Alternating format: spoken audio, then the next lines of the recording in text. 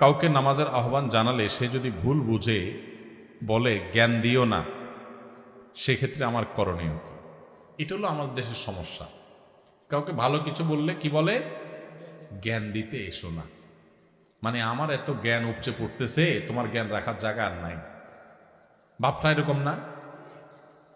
মানে এটাকে বলে চুরি চুরি আরো সিনা চুরি।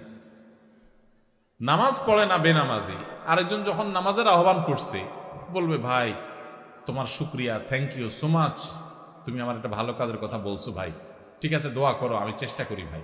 এটা না ইমানদারের কথা। আর জাহেল এবং মূর্খ মানুষের কথা হলো ভাই জ্ঞান দিতে আসিস না এত।